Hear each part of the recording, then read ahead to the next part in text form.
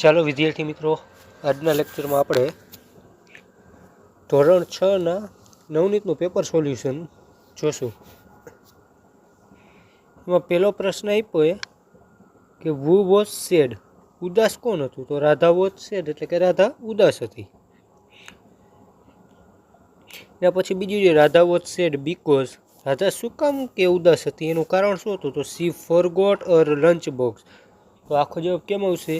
Radha was said because she forgot her lunch box. એના પછી બીજું ત્રીજો પ્રશ્ન, what did the wise banyan explain to the animal. તો અહીંયા હીની જગ્યાએ આપણે શું કરી નાખશું? The banyan tree explain that each animal was unique and had some special to offer. આટલો એનો જવાબ આવે. એના પછી બીજું ચોથો પ્રશ્ન છે what could the birds do. તો the birds could sing beautifully. એના આગળ ભણીએ તો ત્રીજું જોઈએ તો ત્રીજામાં જવાબ શું આવશે? Where did Peter eat pizza. તો Peter ate pizza in the garden. પેટરે ક્યાં પીઝા ખાધા હતા? તો ગાર્ડનમાં, બગીચામાં. એના પછીનો van did Peter have snack in the garden. પેટરે નાસ્તો બગીચામાં ક્યારે કર્યો? તો Peter ate snacks in the garden at 7 PM એટલે કે 7 વાગે કર્યો હતો. એના પછી આગળનો પ્રશ્ન જોઈએ તો ડુ યુ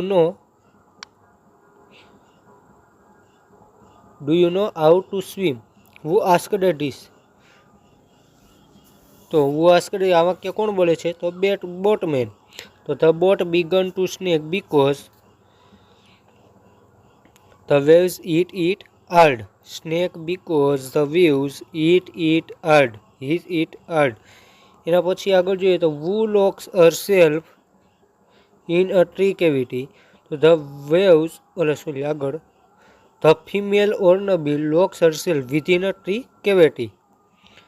એના પછીનો તો whose nesting method is different from that of other birds. તો વુઝની જગ્યાએ શું કરી નાખવાનું? The hornbills nesting method is different from that of other birds.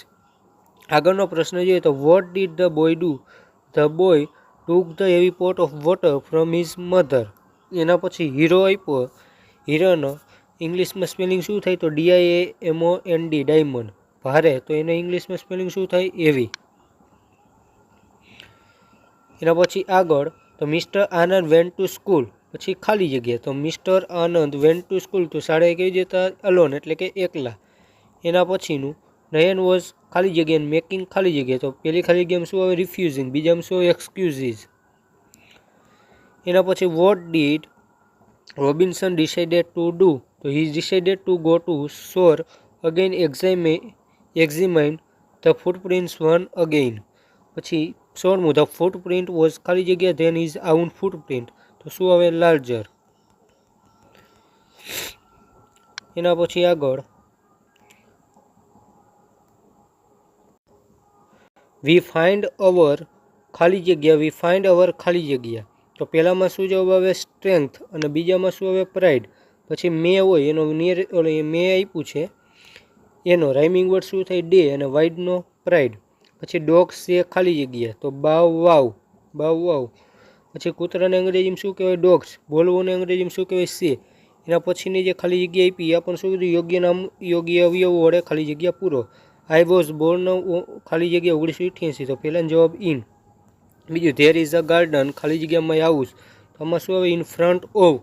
મારા ઘરની સામે શું છે? બગીચો છે. ધ બોય ઇઝ હાઇડિંગ ખાલી જગ્યા ધ ડોર. તો શું આવે? બિહાઇન્ડ. એના પછી કૌંસમાં આપેલા શબ્દોના યોગ્ય રૂપો ક્રિયા વિશેષણો વડે ખાલી જગ્યા પૂરો. તો જે તમને કૌંસમાં શબ્દ આપ્યો એની પાછળ શું લગાડી દેવાનું? LY પ્રત્યય લગાડી દેવાનું. તો અનિલ સ્પીક્સ ચાઇનીઝ ખાલી જગ્યા. તો અહીંયા ફ્લુઅન્ટલી. બીજામાં સ્લોલી. ત્રીજામાં શું આવે? સાયલન્ટલી. એના પછી આપ્યું કૌંસમાં આપેલા વિશેષણો વડે ખાલી જગ્યા પૂરો. તો this is a thin boy. There are dark clouds in the sky. Look at this white swan. Sachin is a short boy. He can not reach the shelf. એના પછી આગળ જોઈએ તો કૌંસમાં આપેલા શબ્દ સમૂહ વડે સંવાદ પૂર્ણ કરો. આખો ડાયલોગ કમ્પ્લીટ કરો. તો પહેલાનો જવાબ શું આવે? Are you. બીજામાં આઈ એમ વરીડ.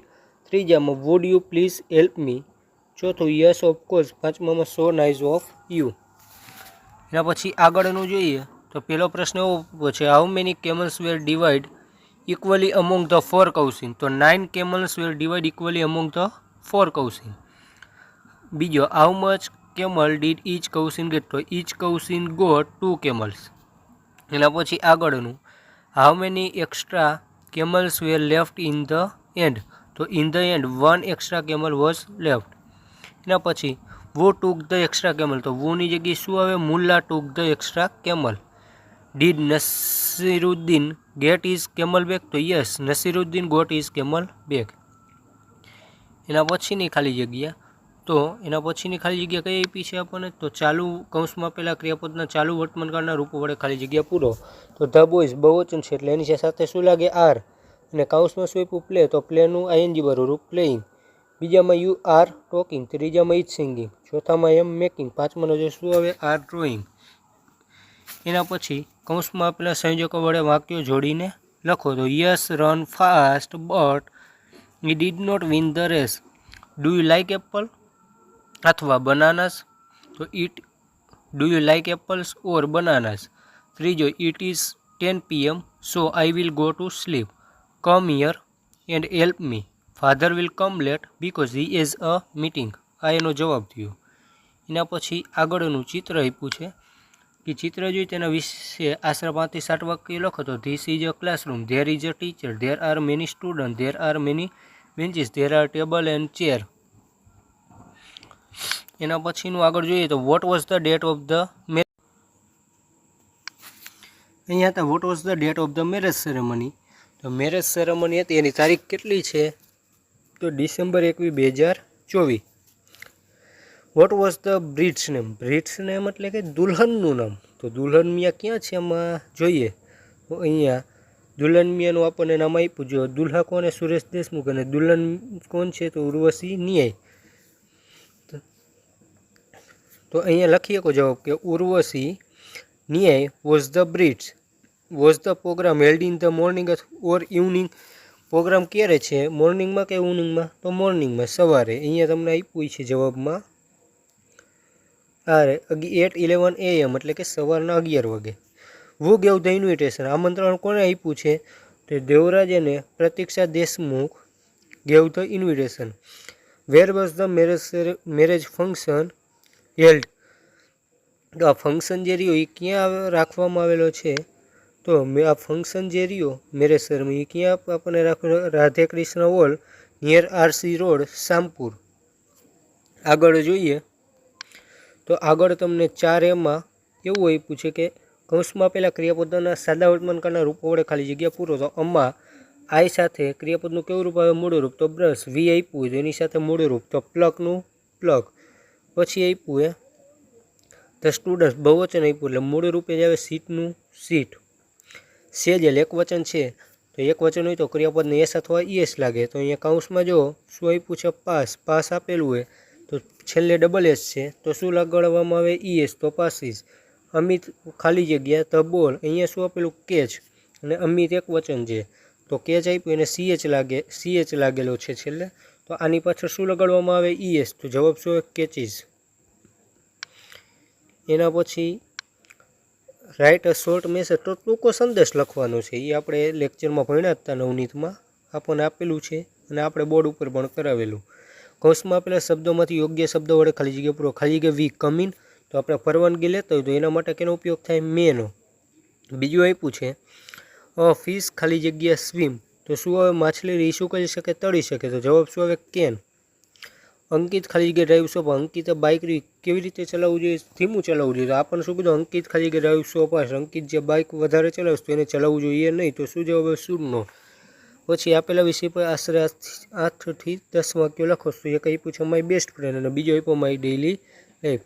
તો અહીંયા જે આપણે નવનીતનું પેપર સોલ્યુશન ભણ્યા ધોરણ 6નું. જો તમને મારો વિડીયો ગમ્યો હોય તો લાઇક કરો, શેર કરો અને સબસ્ક્રાઈબ કરો અને તમારા મિત્રોને શેર કરવાનું ભૂલતા નહીં. ચાલો નેક્સ્ટ લેક્ચરમાં મળીએ.